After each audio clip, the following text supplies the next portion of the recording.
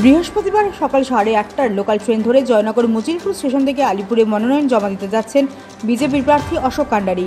সামনে লোকসভা নির্বাচন, সমস্ত রাজনৈতিক দলের নেতৃত্বরা মাঠে নেমে পড়েছেন। তেমনি রাজনৈতিক দলের প্রার্থীদের মনোনয়নপত্র জমা দিতে হয় দক্ষিণ 24 পরগনা আলিপুর জেলা শাসক দপ্তরে। তেমনি এদিন সকাল 8:30টা নাগাদ ডায়মন্ড হারবার শিয়ালদা লোকাল ধরে অতিরিক্ত ভিড়ের মধ্যেই বিজেপি কর্মীদের সঙ্গে নিয়ে মনোনয়নপত্র জমা দিতে চলেছেন বিজেপি প্রার্থী অশোক কান্ডারি। উন্নয়নের জন্যই আমার প্রয়াস। আমি এমনি নর্মালি যখন পড়াশোনা করেছি তখন হোল লাইফ ট্রেনে করেই গেছি। ইভেন এখনও যদি ফাঁকা পাই কোনো জায়গায় বেড়াতে গেলেও আমি ট্রেনে করে যাই। প্রফেশনাল এরিয়া ছাড়াও বাইরে কোথাও গেলে আমি ট্রেনেই যাই। ট্রেনই হচ্ছে সবচেয়ে টাইম কমফোর্টেবল, কারণ রাস্তা রোডের যা সিচুয়েশন, এত জ্যাম টাইম, তার চেয়ে ট্রেন অনেক বেশি। আর শুধুই কি সেই জন্যই নাকি ট্রেনের মধ্যে গেলে প্রচুর মানুষের সঙ্গে আপনার যোগাযোগ করা সম্ভব হবে, সেটাও একটা ব্যাপার?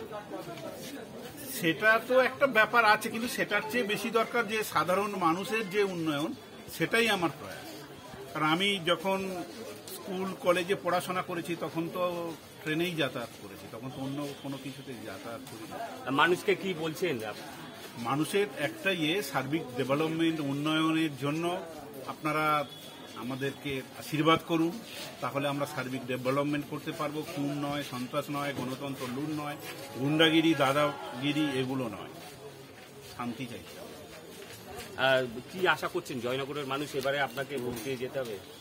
মানুষ যেভাবে পথে নেমেছে, গণতন্ত্র প্রতিরোধ করতে পারলে 100%। আর প্রত্যেকবারই আপনারা শাসক দলের বিরুদ্ধে একটা ভোট লুট, সন্ত্রাসের অভিযোগ করেন।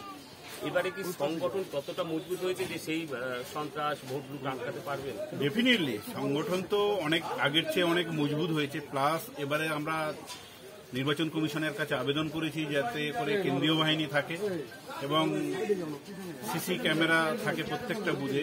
কারণ আপনারা জানেন আগামী পঞ্চায়েত ভোট আর আমাদের যে মিউনিসিপ্যালিটি ভোটে যেভাবে বোমা, বন্দুক, গুলিবাজি করে থানার সামনের যে বুথ, সে বুথও রিগিং হয়েছে, বোমা বন্দুক করেছে। এটাই প্রশাসন, মানুষ এটাই শান্তি চাইছে, এটাই উন্নয়ন, এটাই বদলা নয় বদল। বদল প্রকৃত করতে গেলে মানুষের, সাধারণ মানুষের উন্নয়ন, ডেভেলপমেন্ট, গণতন্ত্র ফিরিয়ে মানুষের অধিকার। মানুষকে ভোট দিয়ে দিন, মানুষ যাকে চাইবে তাদেরকে গণতন্ত্র প্রয়োগ করতে দিন, সেটাই হচ্ছে মানুষের উন্নয়ন।